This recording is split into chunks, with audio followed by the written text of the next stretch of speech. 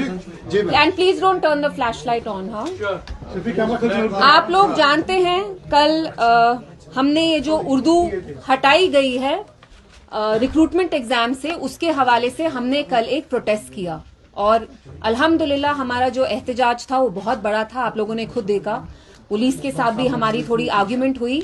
रात में जो चीफ मिनिस्टर साहब के एडवाइजर हैं और जो डेप्यूटी चीफ मिनिस्टर हैं, उनने रात में एक रश्ड प्रेस कॉन्फ्रेंस की जिनमें उनने ये दावा किया कि मैं झूठ बोल रही हूँ।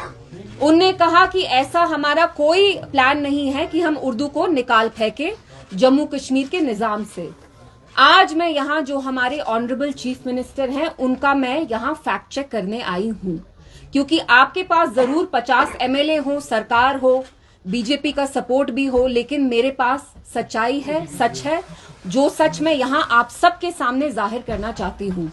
इसमें कोई दो राय नहीं है कि जम्मू कश्मीर की जो सरकार है, उमर साहब चीफ मिनिस्टर हैं, वो कोशिश कर रहे हैं कि हमारी जो जबान है जम्मू कश्मीर में हर एक तबके, हर एक कम्युनिटी की उर्दू, उसको वो ग्रेजुअली निजाम से बेदखल करना चाहते हैं।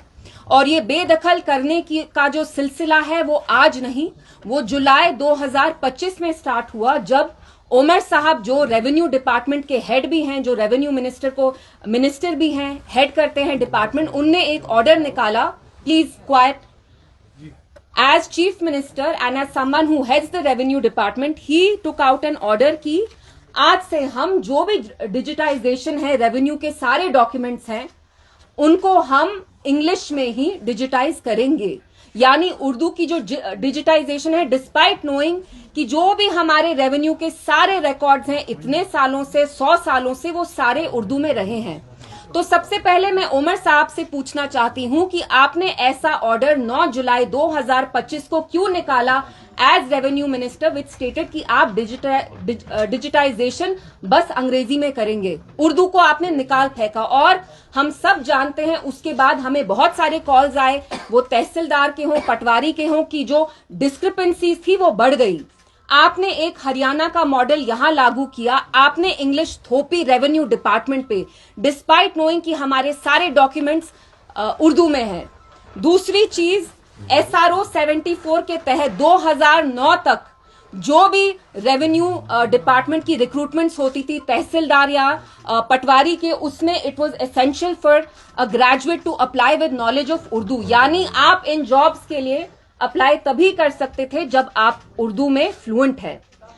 2026 में अप्रैल में अंडर उमर साहब government, as because revenue department उनके अंडर आता है, उमर साहब ने एक ऑर्डर निकाला और मैं ये आप सबको एक कॉपी दूंगी। और ये इनने नोटिफिकेशन 14 अप्रैल 2026 में निकाली, जिसके तहत उनने SRO 74 रेवेन्यू रिक्रूटमेंट सर्विसेज के रूल्स चेंज कर दिए। चेंजेस क्या आए कि अगर आप जम्मू कश्मीर के रेजिडेंट है and you are applying for patwari या तहसीलदार जॉब, आपको बस ग्रेजुएट होना है, उर्दू की नॉलेज आपको चाहिए ही नहीं। आप खुद देख सकते हैं, ये उमर साहब ने एक नोटिफिकेशन ऑर्डर की जिसके तहत any graduate from any recognised university can apply for a tehsildar, can apply for a patwari. तो ये जो नोटिफिकेशंस हैं आपने इश्यू की और आपने पब्लिक को बस 2 हफ्ते दिए, चुपचाप में अंधेरे में आपने ये ऑर्डर निकाला एज रेवेन्यू मिनिस्टर, और ना कोई सरकारी अखबार में एड्स निकला, ना पब्लिसिटी मिली, किसी को पता नहीं चला। तो मैं उमर साहब से पूछना चाहती हूं, ये हमारी आपसे कोई पर्सनल लड़ाई नहीं है, लेकिन as chief minister of Jammu and Kashmir हम आपसे पूछना चाहते हैं कि जो चीज यहां महाराजा के टाइम नहीं हुई, जो चीज यहां बीजेपी ने कोशिश नहीं की उर्दू को मिटाने की, हमारे निजाम से निकालने की, वो आप क्यों कर रहे हैं? ये क्या एलर्जी है आपको उमर साहब उर्दू से कि आप ऑर्डर बाय ऑर्डर निकाल रहे हैं? पहले आप कहते हैं कि रेवेन्यू के जो भी डॉक्यूमेंट्स हैं उसमें आप डिजिटाइजेशन इंग्लिश में ही करिए, उर्दू को फेंक दीजिए। फिर आप कहते हैं जब हम रिक्रूटमेंट करेंगे रेवेन्यू में, उसके लिए आपको उर्दू की नॉलेज होनी ही जरूरी नहीं है। तो आप क्यों हमारी तारीख से उर्दू मिटा रहे हैं? हमारे फ्यूचर का जो मुस्तकबिल है आप वो क्यों मिटाना चाहते हैं? आप जानते हैं उर्दू हमारे तहजीब, अदब, दीन का एक बहुत बड़ा हिस्सा है। जम्मू कश्मीर में सब लोगों की मादरी जुबान अलग अलग होती है। मेरी कश्मीरी है, किसी की गोजरी है, किसी की पहाड़ी है। हम आपस में बातचीत उर्दू में ही करते हैं। तो आप क्यों हमारे कल्चर को मिटाने की कोशिश कर रहे हैं, हमारी हिस्ट्री की जो बुनियाद उर्दू रही है उस पे आप इतना बड़ा हमला क्यों कर रहे हैं? क्या आप बीजेपी के इशारों पे कर रहे हैं? लेकिन ताजुब की बात, हैरानी की बात यह है कि वो 6 साल जब जम्मू कश्मीर एलजी के अंडर था, सिंस 2018 टू 24, ये चीजें बीजेपी ने की नहीं की जो आज उमर साहब आप एज एनसी चीफ मिनिस्टर कर रहे हैं।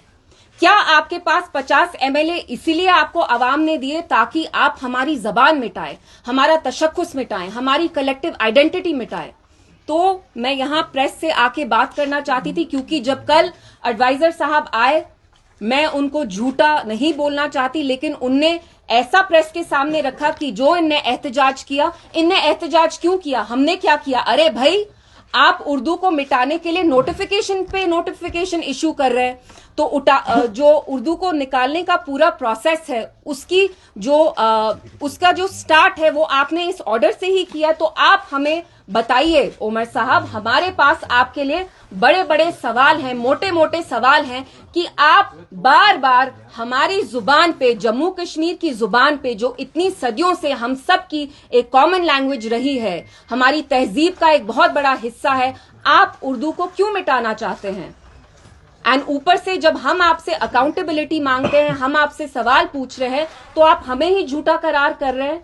तो इसलिए आके और आप सब के लिए मैंने ये कॉपीज भी लाई हैं इन ऑर्डर्स की, whether it's digitisation of all the revenue documents in English, shifting from Urdu to English, और it is the new recruitment rules.